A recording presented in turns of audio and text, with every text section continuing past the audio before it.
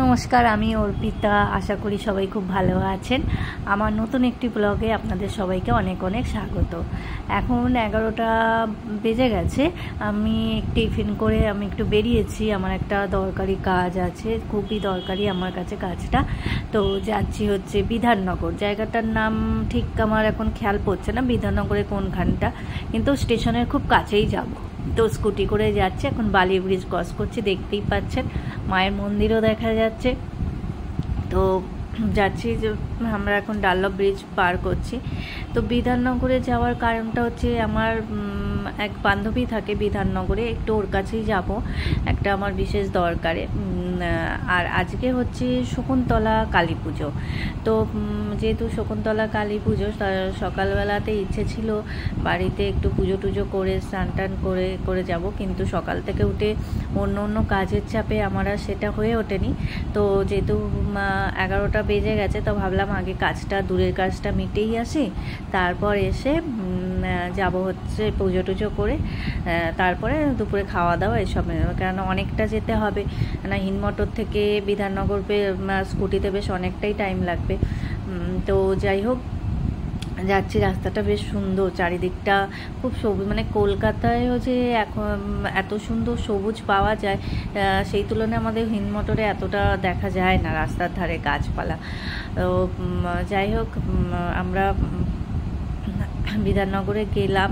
আমার কাজটাও হয়ে গেছে। বিধাননগরে গিয়ে যে অল্প আমার 5-7 মিনিটের কাজ ছিল, কারণ আমি ওর বাড়িতে ঢুকিনি, ও বাড়ির গেটের কাছেই এগিয়ে এসেছিলো। তো আমি ওর হাত থেকে একটা জিনিস নেওয়ার ছিল, বেশ আমার কাছে মূল্যবান জিনিস। পরে আপনাদের দেখাবো কি জিনিস নেওয়ার ছিল, সেটা এই ব্লগে হয়তো দেখাতে পারবো না, বেশ কিছুদিন পরে দেখাবো। তো নিয়ে এবার ফিরছি। টালা ব্রিজ পার করলাম। টালা ব্রিজ নতুন করে করেছে, খুব সুন্দর বেশ লাগলো। এর আগেও আমি এসেছি টালা ব্রিজে, ওপর দিয়ে যাওয়া আসা করেছি। তো যাই হোক, এখন বাড়ি ফেরার পর বেশ দুপুর, এতটা রোদের মধ্যে গেছি, আবার রোদের মধ্যে ফিরছি। তো যে কী গরম আর এত কষ্ট হচ্ছে, মনে হচ্ছে কোথাও দাঁড়িয়ে বেশ ঠান্ডা জল খাই, বা মাথায় একটু হাতে মুখে জল দিই, মাথায় জল দিই, এরকম। যাই হোক, বলতে বলতে বাড়িও পৌঁছে গেছি। বাড়িতে এসে স্নান করে পুজো করে খাওয়া দাওয়াও হয়ে গেছে। খাওয়া দাওয়ার পরে আমাদের একটু আম খেতে ভালোবাসে সবাই, তো আমি আম কাটলাম, কেটে সবাইকে দিলাম। আমি খুব একটা না খেলেও কেমন, আমি জানি না, আমার কেন জানি না আমের ওই মুখের দিকটা খেলে না আমার কেমন যেন গলা কুটকুট করে, গলা ধরে। তো জিও আম খেতে ভালোবাসে, ও একটু আমের আটিটা চুষ দিলাম। ও বেশ ভালোই খাচ্ছিল আটিটা, বেশ আমি ভাবতে পারিনি যে ও আটিটা খেতে পারবে।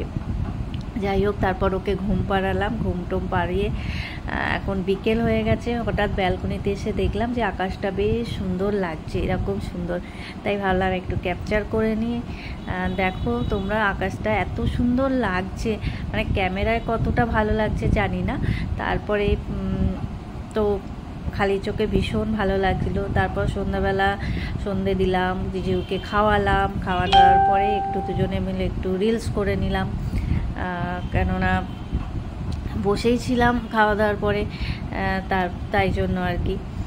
তারপরে গেলাম হচ্ছে বলেইছিলাম যে শকুন্তলা কালী পুজো আজকে, তো সেখানে নেমন্তন্ন ছিল। তো সেদিন শকুন্তলা কালীবাড়িতে, সরি একজনের বাড়িতে নেমন্তন্ন ছিল, কালীবাড়ি বলছি। তো না, এটা তো তার বাড়িতে গেলাম পুজোতে।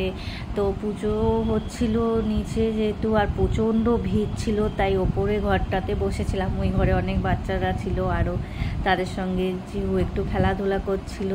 বেশ, আমি প্রথম ভেবেছিলাম কান্নাকাটি করবে, তো দেখলাম না। তারপরে প্রসাদ খেয়ে, খুব ভালো প্রসাদ খাইয়েছে, খেয়ে বাড়ি এলাম।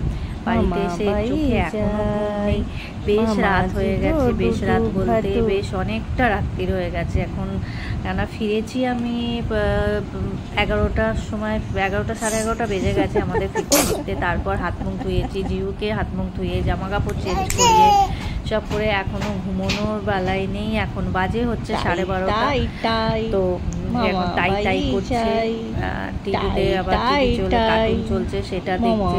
না ঘুমোলে এদিকে লাইট অফ করে ঘুম পাড়াতে গেলেও চিৎকার করছে। তো সেই কারণে বসে আছি লাইট জেলে, আর বসে এই যে নাকে নিয়ে বসে আছি। এখন কখন ঘুমোবে জানি না। টিভি দেখছে। আবার টিভি দেখতে দেখে এখন আমার দেখি চোখটা কেমন একটা করে, জানি না এটা কেউ প্রবলেম হচ্ছে, কিছু বুঝতে পারছি না যে এত টিভি দেখলে হয়তো এরকম হয়, বোঝা যাচ্ছে না। ওর সামনেই ভ্যাকসিন আছে, ভ্যাকসিন যখন করাতে যাবো একবার ডাক্তারবাবুকে জিজ্ঞেস করবো যে কেন করছে এই ব্যাপারটা। সব সময় না, কখনো কখনো লাগ হয়েছে। তো যাই হোক, বেশ অনেকটা রাত হয়ে গেছে, ওনার খেলা এখনও শেষ হচ্ছে না। এদিকে আমি সেই যেহেতু গেছিলাম বিধাননগরে, তো এসে আমারও আর শরীরে একদম চলছে না। তো আমারও মনে হচ্ছে একটু ঘুমোলেই ভালো হয়, কিন্তু এ তো ঘুমোবে না, আবার লাইট অফ করে দিলে চিল্লামিল্লি করছে।